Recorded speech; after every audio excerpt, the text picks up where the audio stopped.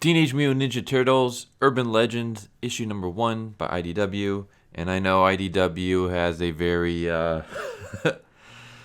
kind of a bad rep with people among the comic book community, the comic book YouTube community. I don't know what is the name of this community. I know some people say Comicsgate, but then other people like don't within the community don't like that name. So I don't know if there's an actual name. I guess just comic customers, because I mean that's basically essentially all that we are. We're just comic book fans who want better comics, and obviously we want companies and pros to not disrespect us. Yeah, IDW gets, well, they're not the best right now, but I decided, you know what? I am a huge fan of Ninja Turtles. Like you guys have no idea how much I love the crap out of Ninja Turtles. I have a bunch of their toys. I have board games. I have video games. I have T-shirts, pants. You guys have seen me with the Ninja Turtle gloves when I do my hot tub reviews.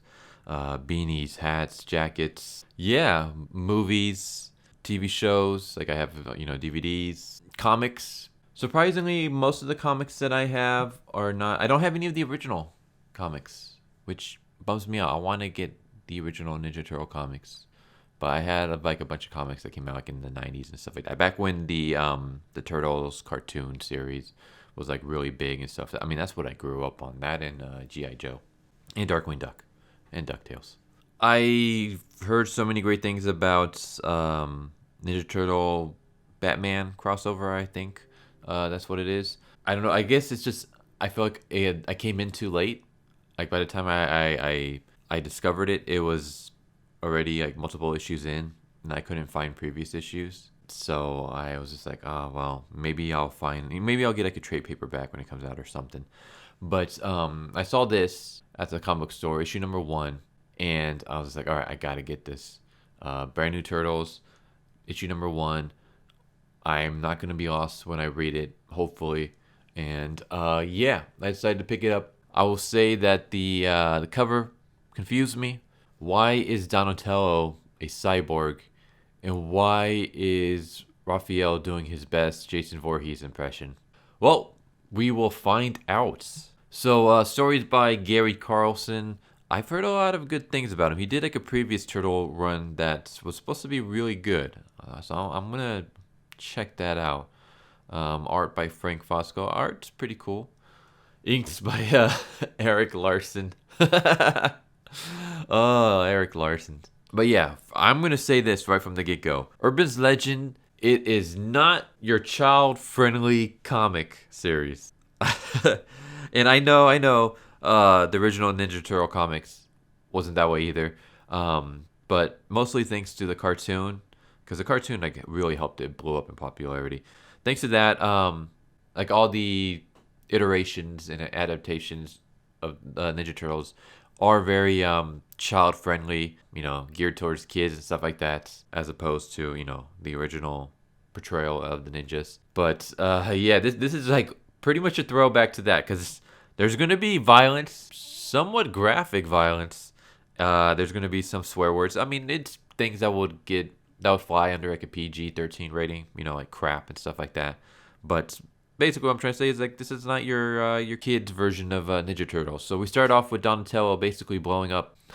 Yeah, his body is literally breaking apart in an explosion, and we see the other turtles. Basically, they were going to have a birthday party, and then Donatello gets blown up, and 2 cyborgs show up, and we get a battle basically between I don't want to say surviving because Donatello's still alive, but the conscious turtles. Because yeah, as we see, Donatello is bleeding out, unconscious, missing parts of his body.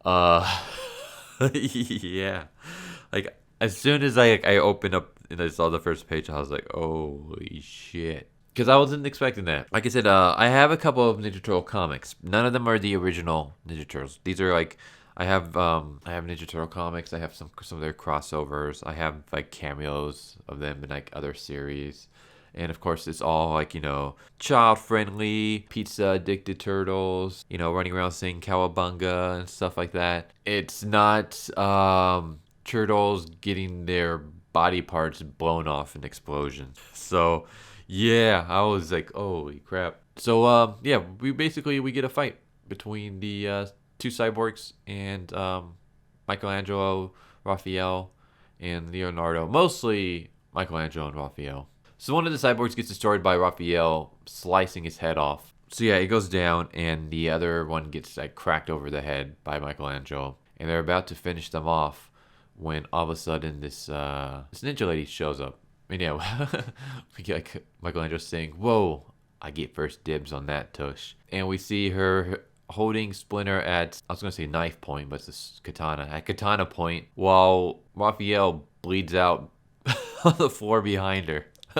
Yeah, Raphael wants to make a move, but Leonardo holds him back and basically says, like, we'll wait until they make a mistake. And the ninja lady and the surviving cyborg take Splinter and Donatello and disappear using a flash bomb. And the Ninja Turtles give chase, but the people are escaping on a helicopter, so they can't capture him. And then we get Donatello kind of drifting in and out of consciousness in the helicopter, and he's basically having a flashback to the moment leading up, where we have them about to celebrate a birthday party. Basically, it's their 18th birthday, and Splinter is telling his story about how he's growing old and he doesn't have much longer left. We get like some fatherly love from him, how like they're his greatest accomplishment and stuff like that, and how like they're like what he's most proud of that he's done in his life. And he gives them turtles in a fishbowl, and it's supposed to be like a metaphor about how like the turtles always want to like they hate their lives, they hate the fact that they're turtles, they want to live amongst the humans. But Splinter kind of teaches them, like, would you rather have the life you have now, or would you rather have never come across the ooze and become like these regular turtles living in a fishbowl? Like, basically the whole moral is there's always going to be people that have a better life than you, but there's also always going to be people that have a worse life than you. So you should appreciate the life that you've been given and make the most of it. But yeah, Donatello goes to get a birthday cake and he gets blasted in the face, and then he wakes up. And I mean, just look at that face. So he attacks the cyborg, and he's able to he grabs the cyborg and he jumps out of the helicopter, taking the cyborg with him. So he wasn't able to save Splinter, but he was able to make his escape. So we cut back to the sewers where they're trying to get information out of the cyborg, but they can't because they destroyed it. Well, they destroyed its head. Yeah, they're trying to get as much information as they can. Maybe find the whereabouts of where they took Donatello and Splinter. And Raphael's about to cut it open when the cyborg head basically wakes up and says, host organism is in danger. Basically, the cyborg is almost like a type of parasite. And it'll do whatever it can to protect its host. Because if you kill the host, the parasite dies. So as Michelangelo, of all people, is explaining this, the automated defenses aim right at Raphael and blow off a chunk of his face. Like, I mean, just look at that. Imagine giving this to a kid. He's like, "Mommy, Daddy, I love turtles. Buy me this comic." And then he flips through it and he sees Donatello getting parts of him blown off. He sees Raphael getting his face blown off and melted. So then they get a vision of Splinter. Basically, Splinter is knocked out. He's knocked out on drugs. Yeah, the ninja lady drugged him up. He basically, because he's drugged, he can send out his soul, because he can basically send out his soul through the astral plane and send a message to the turtles. And he tells them, like, I don't know where we're going, but we're heading northwest. And then he disappears, and that's how it ends. So then, yeah, then there's also a preview for Turtles in Time, which amazing game, by the way, amazing game. But I'm not gonna do a review on this one. But yeah, that was Teenage Mutant Ninja Turtles Urban Legends issue number 1. I freaking enjoyed it. I love it. It's definitely going on my pull list. There is a little part of me that's like, ugh, because IDW and Eric Larson are involved, and I'd rather really not. I mean, like I said, I'm not like really boycotting IDW, but I'd rather not really give them my money if I don't have to. But I will make an exception for this series, just because I love turtles. Let me just say, there's a bias because of how much I love turtles. Like I legit I love the crap out of Teenage Mutant Ninja Turtles. It's basically like my favorite franchise ever. And this first issue was really really good. And if what I've heard about Gary Carlson and his previous Ninja Turtles run is to believe, then I think this is going to be a great series because I've heard nothing but good things about him and his run on the Turtles. So yeah, that was Teenage Mutant Ninja Turtles Urban Legends issue number 1. Hope you guys enjoyed this video. I'm just going to do the quick plugs. I have a PayPal and Patreon. You can find those in the link below. But you guys don't have to do that. You guys just help me grow this channel. Just get it out there. Share the video with your friends, your family, other people within the community. If you like the video, hit the subscribe button. Hit the bell for notifications so you get the updates when videos go up. Leave a like, leave a comment. I have a Twitch. I stream every Mondays, Wednesdays, and Fridays. Don't know how long that's going to last though, because yeah, summer's approaching and it's going to be way too hot for me to start streaming. And this is also going to affect my video uploads. I'll probably have to do more phone reviews and stuff like that, and I might not put out as many videos as I usually do, even though I don't put out all that much compared to like other YouTubers, but it's going to probably be even less. We'll see how it goes. I also have a Twitter at PirateMonkey13. I have a BitChute and a Minds.com account. You can find links to that in the description below. Thank you everyone for watching this video.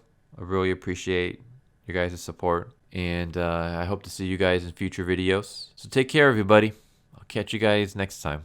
Later.